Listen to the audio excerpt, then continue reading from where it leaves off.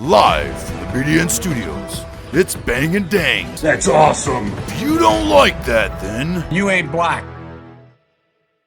Look at more behind the battles.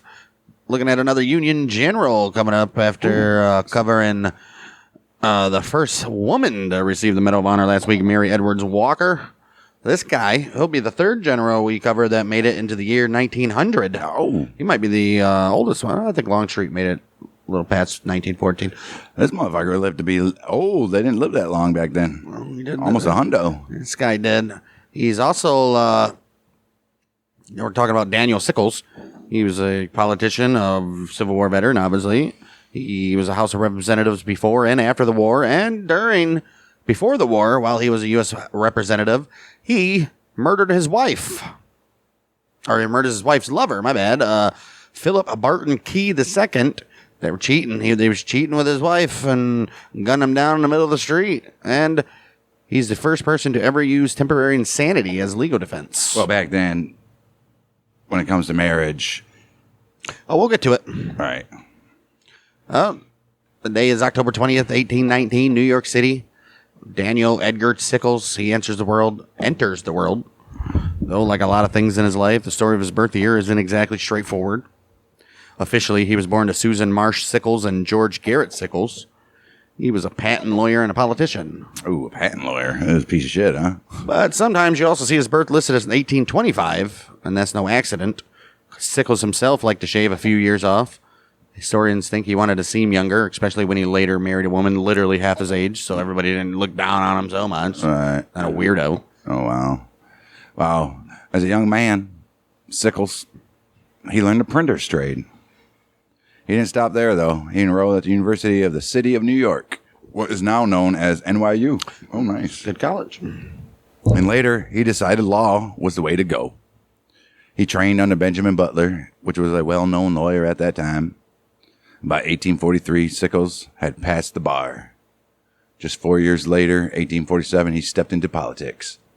He won the seat in the New York State Assembly, and he's representing New York County. New York County. It's a big county, too. Well, then came the moment that really made waves in his personal life. September 22nd, 1852. Sickles, he marries Teresa Bagioli. The wedding went ahead despite the disapproval of both families. Oh, Well, as we mentioned, the outrage, it was because Sickles was 32, Teresa was only about 15. oh. While that age gap alone raised eyebrows, Teresa was no ordinary teenager. She was already described as sophisticated, fluent in 5 languages, and able to hold her own in high society. All right. She was a young adult. All right. Okay. By 1853, Daniel Sickles had landed a high-profile job. He was a corporation counsel for New York City. But he didn't keep the position for very long, because that same year, President Franklin Pierce tapped him for something a little more glamorous. Secretary of the United States Legation in London. Oh, he gets to go to London, huh? Oh, good for him. This meant working directly under the United States Minister to the United Kingdom. None other than James Buchanan. Look at Yes, that. Yes. that James Buchanan. His time in London didn't last forever, clearly. In 1855, he came back to the United States, and his political climb continued. Next year, he was elected to the New York State Senate, representing the 3rd District, and he managed to hold on to that seat with a re-election in 1857. Good for him. But he wasn't stopping at state politics, because that same year in 1856, he was also elected to the 35th U.S. Congress as a Democrat. Oh. That term officially began March 4th, 1857, and he served the 2 full terms, not leaving until March 3rd, 1861, after the war. March, April, May, yeah. Oh, about right before the war started, and after his trial for murder. So he stayed on even after that. Wow, during all his political success, Sickles was also making headlines. Let's call them extracurricular activities. New York State Assembly actually censored him after he escorted a well-known prostitute, Fanny White, right into the assembly chambers. Oh, wow. That's almost as bad as 2 gay guys fucking in the Congress. And it didn't stop there. Sickles reportedly took White with him all the way to England, leaving his pregnant wife behind in the United States. Oh, wow. This was a move that was bold, even by his standards. He introduced Fanny White to Queen Victoria herself, using an alias that just so happened to be the surname of one of his political enemies back in New York. Well, let's rewind back to the spring of 1858. Damn, so he introduced a horror to Queen Victoria, huh? Look at that, 1858, spring, Washington, D.C. Sickles household buzzing with social life, parties, dinners, political gatherings. Daniel and his wife Teresa, they're well known in the capital's high society. It was at one of these glittering evenings that a man named Philip Barton Key entered the picture. Uh-oh.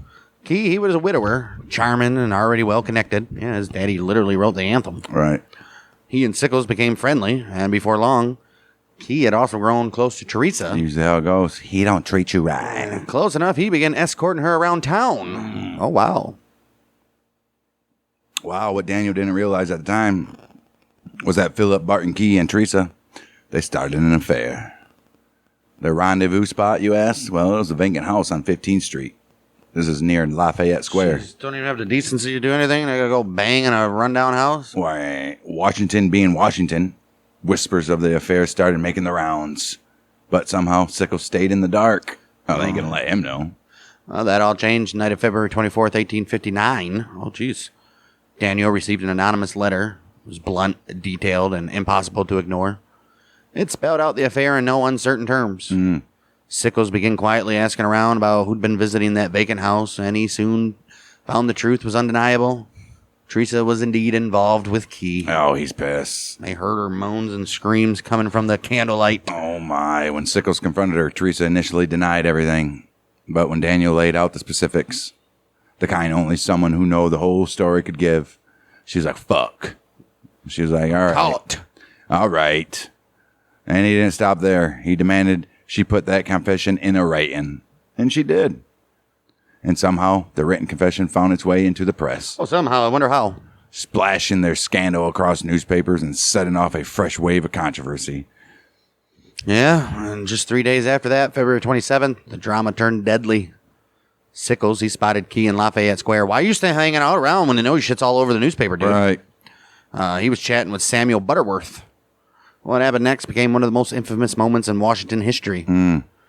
The accounts say Sickles approached, and the conversation went a little bit like this. Sickles says, "Good morning." Key says, "How are you?" Sickles says, "You scoundrel, you have dishonored my house. You must die." Key says, "What for?" Like he don't. Oh, come on, Key. Wow, that's when Sickles drew a pistol and he fired. The first shot missed. Key, he's now realizing what is happening. He rushed at him, grappling for the weapon. Sickles broke free, fired again. And this time, it hit him. Key staggered backwards, shouting, "Murder! Don't kill me!" But Sickles advanced and fired 2 more rounds at close range. Damn. Philip Barton Key collapsed, dead. Afterward, Sickles didn't run. Instead, he walked straight to the home of Attorney General Jeremiah Black. When the Popo arrived and they were asking for him, Daniel Sickles went without protest. He's like, "Here I am, boys." Yeah, but after leaving the house, Daniel Sickles, he returned briefly to his own house. But he was accompanied by a constable, and then he was taken to jail. But if you're picturing some cold, isolated cell, think again, Sickles, his time behind bars looked nothing like the standard prisoner's experience. Nah, not at all. Because guess what? Don't nobody care that he just murdered this dude. Right, for one, he was allowed to keep his personal weapon. Okay. The steady stream of visitors was so overwhelming that officials eventually gave him the use of the head jailer's own apartment, just so he had enough space to receive them. This sounds familiar. This happened before. Somebody else. Might be who you're thinking of. We haven't covered anything like this. Oh, I mean, we've covered the guy that, the bootlegger guy that killed his wife. And they got to have like his own little jailhouse or whatever. Yeah, he was like, he paid for, it was Nucky. Not Nucky. George Remus. Yeah, he got Remember he murdered his wife, ran her off the road and killed her, and then he had his own like little jailhouse, and he had visitors he was having like dinner parties and shit at the jailhouse and shit. Yeah. All right. For one, he was allowed to keep his personal weapon. And the steady stream of visitors were so overwhelming that officials eventually gave him the use of the head jailer's own apartment, just so he had enough space to receive them. This wasn't just an occasional friend dropping by. His guest list included congressmen, senators, the cream of Washington society. Even President James Buchanan sent him a personal note. Look at that. Good job, buddy. Well, like I said, back then. But not every visit was welcome. Harper's Magazine later reported when Teresa's mother and her clergyman came, The meetings were painfully emotional.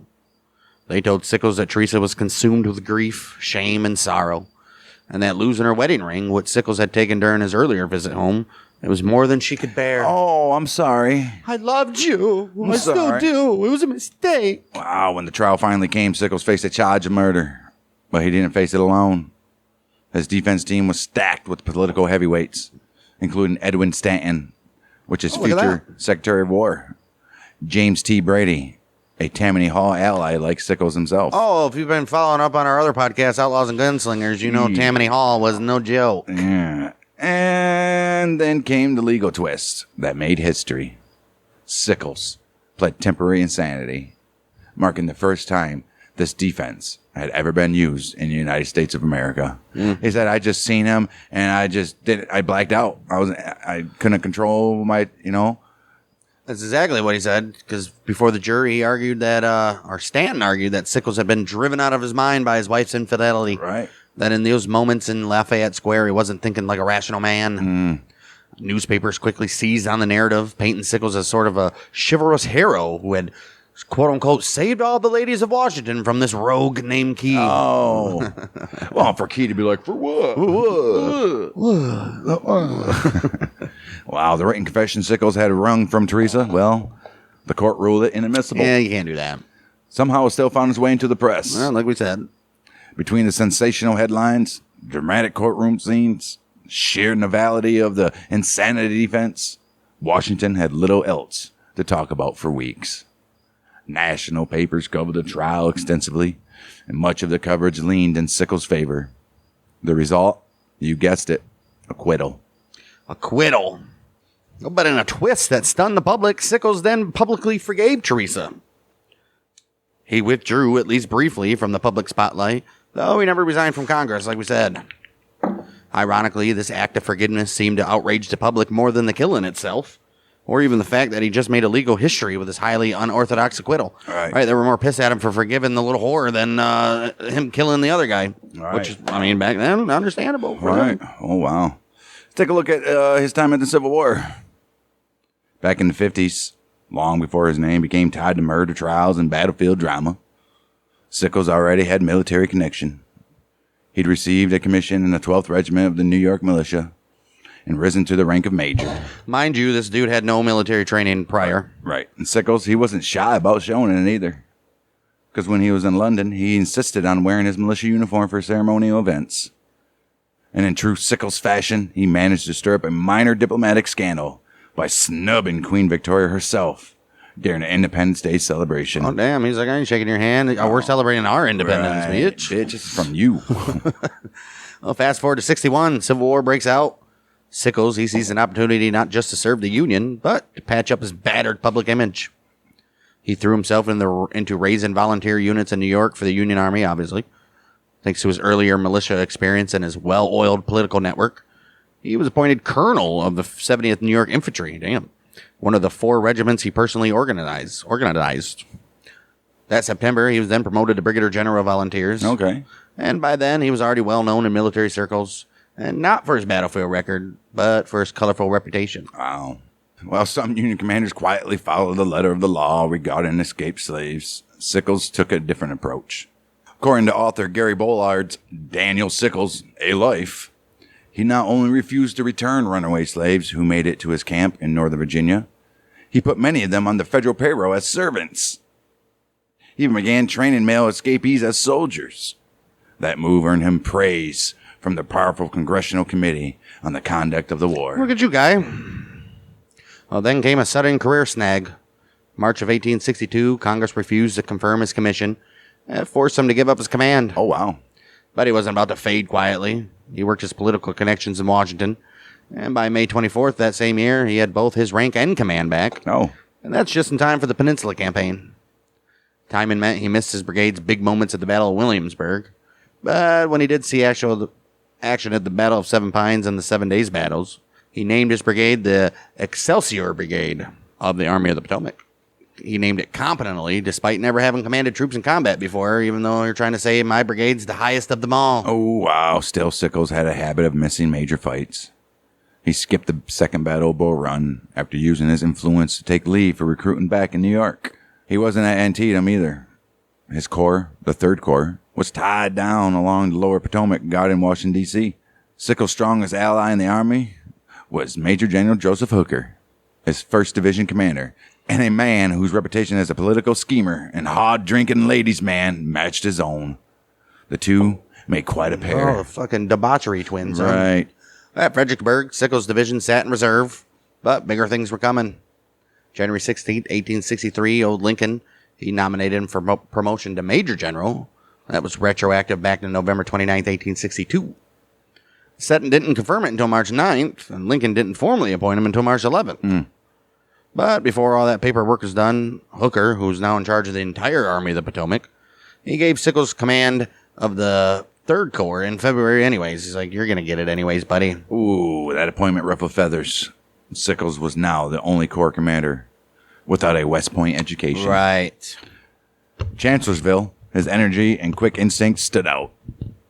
2nd of May, 1863, he spotted Confederate troops moving in his sector, and he pushed hard to go after them, convinced they were retreating. But in reality, they were Stonewall Jackson's men on a stealthy flank march. He also fought against Hooker's orders to abandon strong defensive ground at Hazel Grove. In both cases, historians still wonder if Hooker had listened to Sickles, would the Union's crushing defeat at Chancellorsville have played out differently? Perhaps. Maybe. But the Battle of Gettysburg would be the turning point in old Sickles' military career. And in many ways, its abrupt end. July 2nd, 1863, Union Commander George Meade had given Sickles' Third Corps its orders. He said, go take up the defensive position along the southern edge of the Cemetery Ridge. Do it. The Corps line would be anchored to the Second Corps in the north and to the south by a rocky rise known as Little Round Top. You've heard of that? Yep. But when Sickles looked over the ground he'd been assigned, his eyes kept drifting to a slightly higher rise in the distance, and that's what we all call the Peach Orchard. Okay. The Peach Orchard bothered him. He didn't like the idea of leaving that high ground unoccupied. Especially when it's higher than your ground. And whether it was genuine tactical concern or his usual impatience with authority, Sickles wasn't entirely clear on Meade's exact intentions. Oh, that's all. I didn't quite understand you. So a little after 2 p.m., he made a fateful decision. He began marching his corps forward, nearly a mile ahead of where Meade had told him to be, stretching his line thin, creating a vulnerable bulge in the Union position. It was a formation that could be attacked from multiple sides. Oh, man. About an hour later, Meade was meeting with his Corps commanders when Brigadier General Gouverneur Warren, his aide, came in with urgent news. Sickles moved! Oh, he's like, what? By the time Sickles arrived, the meeting was over already. Meade and Warren rode back with him to see the situation firsthand. Meade immediately saw the problem. When Sickles offered to pull back, Meade refused. It was too late. You made your bed, lay in it. Any retreat now would invite disaster, especially with Confederate forces already coming towards us, buddy. You stupid You fucking made your bed. You get all these men kills. Remember, that's on your conscience. Like, you've up, Daniel. You've up. Whatever happens today, it's on you. Yeah. The attack came almost immediately. Lieutenant General James Longstreet and his corps, especially the division led by Lafayette McLaws, they slammed into the Third Corps. They're smashed, line broken, fighting power spent.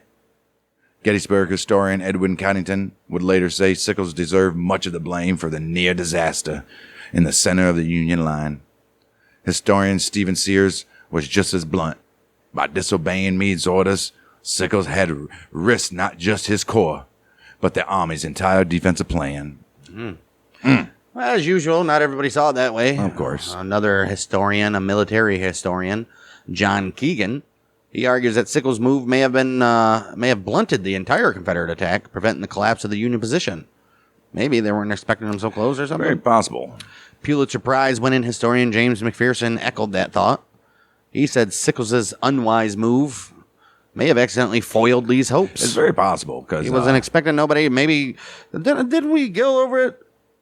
Wasn't they planning to take Peach Orchard? they needed to do Little Round Pretty Top. sure. Well, yeah, but I thought they were going to get Peach Orchard, and they went to go towards it, and they were already occupied, so that kind of fucked them up. Confederates were kicking ass. For a minute, first day, anyways. During the chaos of the old rebel assault, Sickles was struck by a cannonball Yeah. that shattered his right leg. Soldiers carried him to the shade of the Trosto farmhouse, where a saddle strap was pulled tight as can be as a tourniquet. His orders to his aide, Major Harry Tremaine, was very simple. Tell General Birney he must take command. As he was carried on a stretcher to the Corps Hospital at the Taneytown Road, Sickles kept a cigar clamped to his teeth, grinning and waving to keep his soldiers' spirits up. I mean, he got to. That afternoon, the leg came off. Sickles, he insisted on being taken to Washington immediately. He arrived on July 4th with some of the first news of the Union's victory, and he wasted no time beginning a personal PR campaign to defend his actions on the field. Damn. Look what I did for my country. Right. July 5th, President Lincoln and his young son, Tad, they stopped by to visit him. Oh, nice. Poor Ted. Right. Sickles, ever the showman, knew exactly what to do with his shattered limb. The Army Surgeon General had recently ordered specimens of morbid anatomy Oh, yeah. to be sent to the new Army Medical Museum in Washington. Sure is. Sickles boxed up the bones of his leg, along with the business card written, with the compliments of Major General D.E.S., and had them placed on a display with a similar cannonball to the one that had destroyed it. Yup. Wow. On his first visit, he reportedly scolded the museum for not preserving his foot as well. Would have been cooler. For years afterward, he returned on the anniversary of the amputation to visit what was left of his leg. Isn't that crazy? Like, that's my leg. Dude. Right. That's my leg. Today is still on display at the National Museum of Health and Medicine. Sure You guys is. want to check it out. Well, Daniel Sickles. Oh, his wounds, they didn't end on the battlefield, though. In the years after Gettysburg, Sickles, he waged a bitter personal campaign against Meade as well. He was hurt personally. He accused Meade anonymously in the press and openly before Congress of secretly planning to retreat from Gettysburg on the first day, a claim that obviously wasn't true. All right. He also claimed he had personally occupied Little Round Top July 2nd, which wasn't the case either. We already know what you did, dude. Right. Sickles' line of defense never wavered. Yeah, he had moved without orders. But that move, he insisted, had disrupted the old rebel attack. It diverted their forces, shielded the Union's real objectives, which were Cemetery Ridge and Cemetery Hill. The debate over whether he was reckless or brilliant has continued ever since. Well, if the Union would have lost Gettysburg, he definitely would have been reckless. Definitely would have taken the blame for that. Right, I would have to say. In the end, though, Sickles received the Medal of Honor for his actions at Gettysburg, though it took him 34 years to get it. We'll get to its caption on that later. Even with one leg gone, though, Sickles, he wasn't finished with the Army. He stayed on till the war's end, Good for but him. he was bitter that Grant refused to give him another combat command. Like, dude, you're hopping around on one leg, bro. Right. In 1867, he finally received honorary appointments. He got the Brevet Brigadier General for Fredericksburg and a Brevet Major General for Gettysburg. Look at that. Yeah, right. Right after the war, Sickles was sent on a quiet mission to Columbia, tasked with securing compliance with an 1846 treaty that let the United States move troops across the Isthmus of Panama. From 1865 to 1867, he commanded several southern military districts, including South Carolina, the Carolinas, and the South. All right, yeah, the military district of the South, both Carolinas, and just South Carolina, I guess, right? His Reconstruction policies were notable. He pushed for fair treatment of blacks, protected workers' rights, halted property foreclosures, made farm laborers' wages the first lien on crops, outlawed racial discrimination, and he even banned whiskey production. Oh. You piece of shit. In 1866, he became colonel of the 42nd U.S. Infantry, which is the Veteran Reserve Corps. And in 69, he retired from the Army as a Major General. That same year, after the Senate refused to confirm another nominee, Sickles was appointed U.S. Minister to Spain. There, he found himself embroiled in the Virginius affair, which is sending home emotional reports that nearly pushed the U.S. toward war before Secretary of State Hamilton Fish reined him in. Oh. Sickles was at a disadvantage. Spain's leadership was chaotic. Key negotiations happened back in Washington without him. And when he resigned, Fish, satisfied with his service, simply told him, "You are recalled on your own request." True to form, Sickles kept his reputation as a ladies' man in the Spanish royal court, with rumors of an affair with the deposed Queen Elizabeth II. Oh, Isabella, but yeah. With rumors of an affair with the deposed Queen Isabella II. Damn. His first wife, Teresa, had died in 1867. In 1871, he married Carmina Craig, which was daughter of the French-born Spanish statesman Chevalier de Craig. They had 2 children. Awesome. From the 1880s onward, Sickles was a familiar face at Gettysburg reunions, where he was warmly received by many former Third Corps veterans. He even struck up a friendship with his own Confederate opponent James Longstreet, Good for them. as both men were fending off political and historical criticism of their wartime decisions. Yeah, you got to come together. Still, not everyone welcomed him. Sickles claimed he was the real architect of the Union victory at Gettysburg, and he repeatedly attacked George Meade's leadership. Even after Meade's death in 1872, he was still spreading false claims that Meade had wanted to retreat. Wow. Like, dude, I thought we proved this wrong, guy. Right. Why are you still doing this? That's crazy. 1886, Sickles became honorary chairman of the New York Monuments Commission. He worked for decades to secure funding for and correctly place New York regimental monuments on the Gettysburg battlefield. His tenure ended in disgrace in 1912 when $27,000 went missing Oh, what are you doing with that? at the ripe age of 92. Right. Well, Sickles, he still stayed active in politics and public service. He was also chairman of the New York State Civil Service Commission from 88 to 89, sheriff of New York County in 1890, Wow. member of the Gettysburg Battlefield Memorial Association 1891, and he was a congressman once again from 1893 to 95. In Congress, he championed preserving Gettysburg, helping establish it as a national military park, Okay. buying private land, and erecting monuments. The park's boundaries, mapped by Sickles, remained unchanged until 1974, and its original fencing came from Lafayette Square in Washington, D.C. itself. Oh, Wow. nice. Of all the top generals at Gettysburg, Sickles was one of the few without a statue. When asked why, he reportedly quipped, "The entire battlefield is a memorial to Sickles." Okay, guy. Wow. His brigade, the Excelsior Brigade Monument, which he helped commission, was supposed to include his bust. But they ended up with an eagle instead. Yeah. Wow. Old Daniel, he lived out his final years in New York City. He died of a cerebral hemorrhage, May 3rd, 1914, at the age of 94. His funeral was held at St. Patrick's Cathedral, and he was buried with full honors at Arlington National Cemetery. That Medal of Honor citation that he got, it goes as follows. Rank and organization, Major General, U.S. Volunteers. Place and date, at Gettysburg, Pennsylvania, July 2nd, 1863. Entered service at New York, New York. Birth, New York, New York. Date of issue, October 30th, 1897. And the citation reads, displayed most conspicuous gallantry on the field, vigorously contesting the advance of the enemy, and continuing to encourage his troops after being himself severely wounded. Good for him.